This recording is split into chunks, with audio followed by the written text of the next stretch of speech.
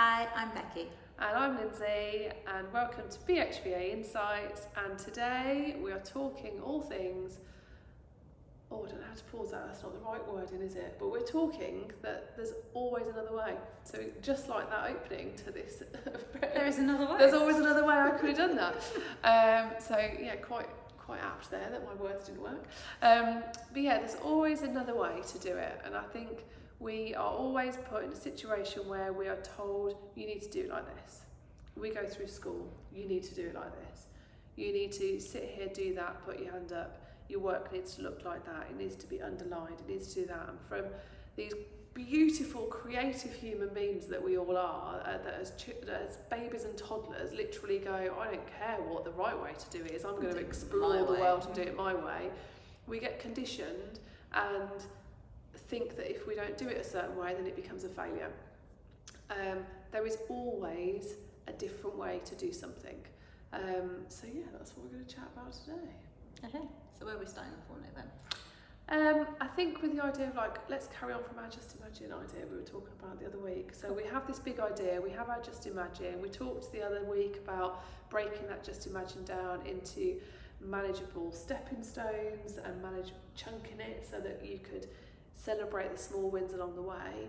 But what if it goes wrong? What if something along that way becomes a barrier? How do you get over that hurdle? No, I'm going to stop there. Oh, I like this. We don't go over it, we go around it. Because sometimes you can't go under over it. It isn't enough. Yeah. Straight through it. Just smash it. Stuff this, go for it. Yeah. No, it's not about necessarily going over a hurdle. It's looking for it. I did, a few years ago, I did a London to Brighton walk, it's 100k walk. And we got to this bit and we were walking through some woods and there was one of those fences, what are they called? The way you step over them. You know, you've got the little ledge. Little stiles. Yeah, the little stiles. And everyone was going over it. And I looked at it and I saw this path going around it.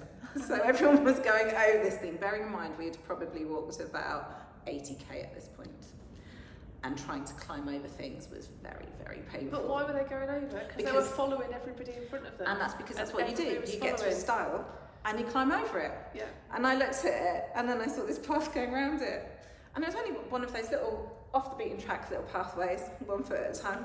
So I went round it and everyone looked at me and went, what? Yeah. Just look at something with a different perspective. Yeah. You don't necessarily need to go that one way. Yeah, you can do it differently. You can step aside, you can do it your way, but you can do it in a more efficient way sometimes. So what has been conditioned as the right way to do something isn't necessarily the best. If we look at history, we look at some of the best inventions, where people have gone outside the box and done something different, they've invented something mega, which has changed the way that we see the world. I mean, look at Apple. Nobody, when they first brought out the iPods, listening to music, well, that's not going to work. People like CDs. And that was around the mini disc craze as well. The mini discs had stopped. They hadn't really taken on board. And then they were like, well, this isn't going to work. Why is everyone going to store their music on a little thing? Mm-hmm. And now look at us. Now look at it. When did you last buy a CD? Can't remember. No, I can't remember. No. God, it's been years. Yeah, it really has. Yeah. I'm now starting to think through. And so things that people see to start with is a crazy idea. This is never going to take off. People only think that because we're herd animals. We like to live in a herd. And the nature of herd animals, they follow each other. They take the lead. There's somebody that's confident. There's somebody that speaks up at the front. There's somebody that oversees the herd. So we all follow. But not all those herds go in the right direction. They don't all end up in a positive place if we just follow that one person with that one idea. So we have to find our own way, and we have to leave no stone unturned in trying to do that as well. It's not just like, oh, I've tried it once. Becky might have gone around that path and got stung by stinging nettles. Was that going to stop her trying to take that path next time? No. She'd have just learned to step over the stinging nettles to get through it. So you've got to just keep finding and keep playing and keep trying to find the right way for you. You have to look at things from different perspectives, and it's always about, okay, so everyone's doing it this way. Do I need to do it this way? Sometimes, yes, you do. It's not a case of you have to be different for being different's sake. Mm-hmm. But sometimes you can look at things. Like, I mean, I like to be lazy. I think it's called efficiency. I call it laziness. And if I can find something and a way of doing something which reduces the amount of time that I have to do it, I do that. Because, I don't like hanging around. That's just how I am. There are times where I come and I go, this just sucks because I've got to do this and it's long and it's laborious and you're just like, ugh. But if I can go, oh, actually, if I do it this way, I can still get to that goal, and I do this, and I've not missed anything important out. Sometimes I have missed something out, which is very important, and I go, oh, no, I've got to do that all over again. So yeah, I've lost my train of thought. I do this every time. I lose my train of thought and then come back onto it. You're talking about... It's about that different pathway. Yeah. Look for it and look for that. Can I do it in a way that's going to work better for me? Am I going to miss out any of the crucial information? So if you do something a new way to what has been done before, always check it over, just to make sure that you haven't missed it. That's my little learning point on that one. But yeah, there is always more than one way. There's so many phrases out there. And I think we can talk about this in terms of reaching goals, in terms of getting to that end goal that people talk about.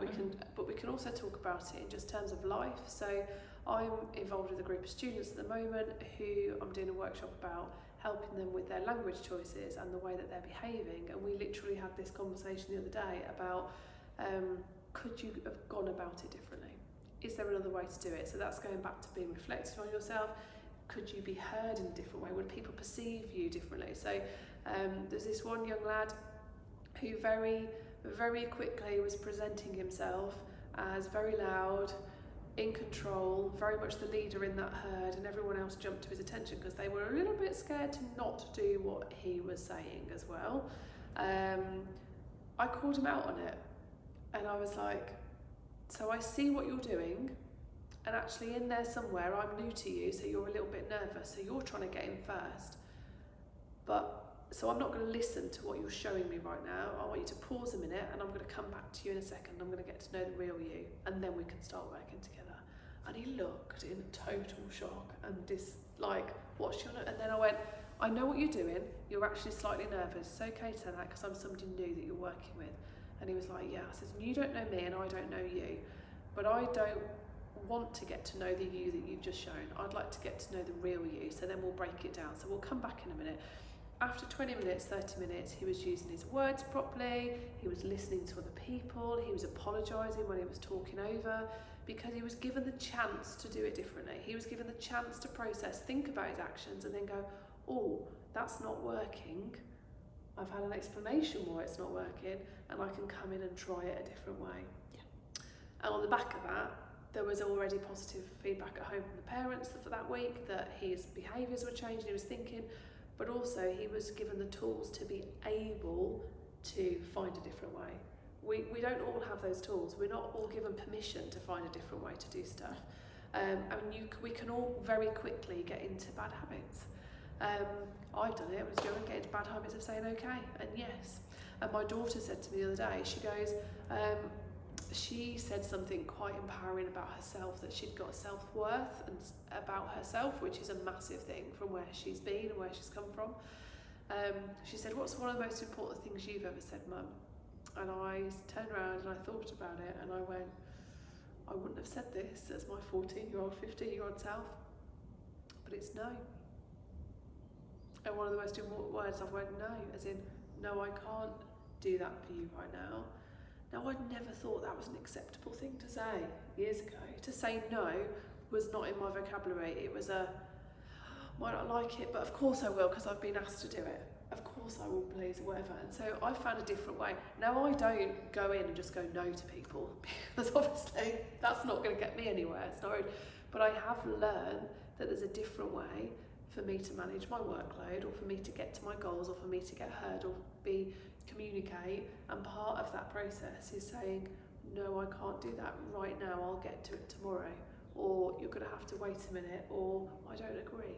Yeah. It can be hard though when you get to those hurdles, or you know that something's got to change and you're not sure what, and you have hit that roadblock in your journey onto whatever it is that you're doing, whether it's a day-to-day or a big goal and vision.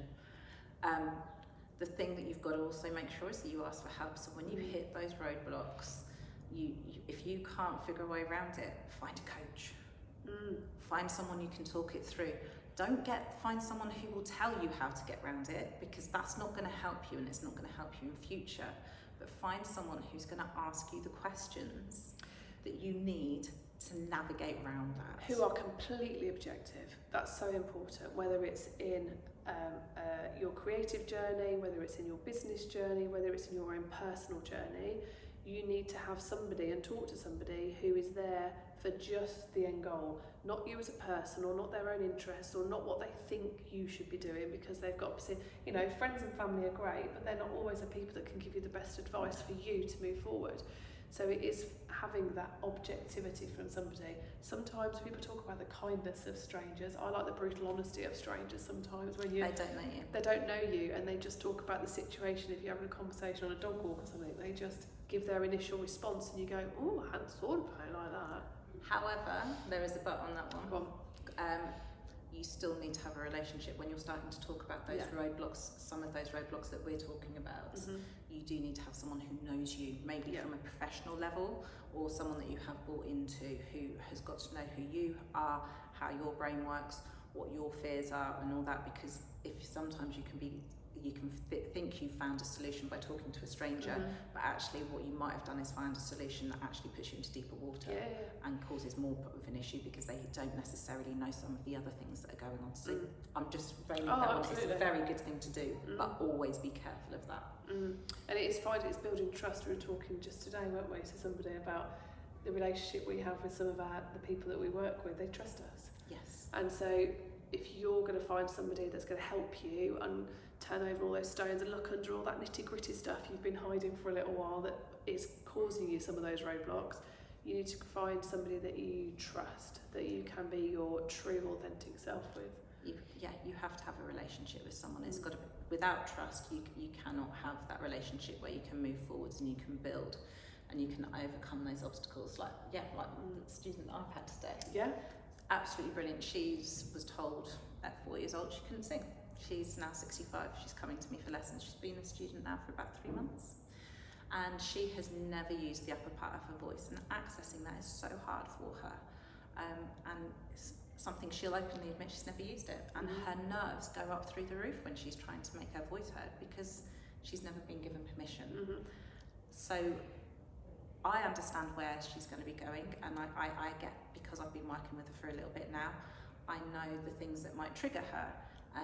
And she was in a very different scenario today. So she's had someone in watching the lesson who was shadowing me. She gave her permission, and we made sure she was comfortable with that before we did that. But we'd taken it up another level for her today, and her anxiety had really moved up.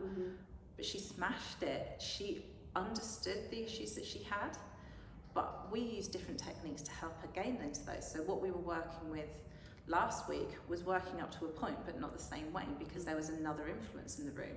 So we did something else to break that cycle. But you've got to know the person, you've got to understand where they're coming from. You've got to know how far you can push them. Completely. Yeah. There are students who I wouldn't even dream of asking if I could have someone in shadowing me, because where they're at in their journey, it just would not work, and that would breach the trust that we're building slowly. But in terms of kind of there always been a different way, it's also giving yourself permission to try lots of things out. Isn't it? I think, and it's like we always go down, like that lady you had today, she might have tried it today and gone, actually that set me back, I don't want to do that again, but that's okay, that's part of the process. It actually empowered her and she felt great. But you've got to try. It's about just trying things and seeing if they work. I work with a little 2.5-year-old student in a nursery, and I had to change my sessions this week to do with other commitments, and I ended up being there in the afternoon, and so they put a different student in the mix because they're not normally there at the time when I'm there, and they're like, we're going to try but we're not really sure. And they were flabbergasted at what this child achieved, because they were put in a different, and suddenly it's just hooked them. The movement, the music, everything together meant they were communicating for the first time, they were engaging with their peers, they were answering questions, and they've had this child for 9 months and not seen any of that from them, because those nursery staff aren't willing to give up and just say, right, that child's got this need, and we've got to find a way to hook, we've got to find a way to get them to open up and express themselves. And if you haven't been given that opportunity growing up and you've followed or thought the right thing to do is that way, it's very hard to then find your voice and to have that. Yeah, but even with problems or a thing where you find in yourself a stumbling block, actually a different way could be a different location, a different perspective. So I've been doing some songwriting with a student this week, and we've been editing the text. We've got all the ideas out, we've mapped it down, we've then edited it, finessed, done it again, and there was a phrase that we couldn't get, well, the student couldn't get because I wasn't going to give them the words, because I mean like that. I don't give the answers. I help them find the answers, but I don't actually give them the answers. And I turned around to them and went, should we go for a walk? Yeah. And actually, different surroundings, talking about things that weren't related to the subject area, and just going out. Suddenly they came out with, oh, these are the words that I want to use. So we stopped, we wrote them down, and we came back. But it's having that. It's allowed the processing time, it's allowed the trying and walking away and then picking it up, doing little bits, coming back to it. You don't have to sit down and finish something. You don't have to get through a whole piece if you're practicing it. You can just do 2 bars, and that is absolutely fine. Completely. And that's what you should do. If you're trying to go through the whole thing all the time, you're going to give yourself more stumbling blocks to get over. So our top tips for trying stuff a different way. Do your research, have a little look, see what's out there. Don't just take other people's word for it. Find what interests you. Find your way.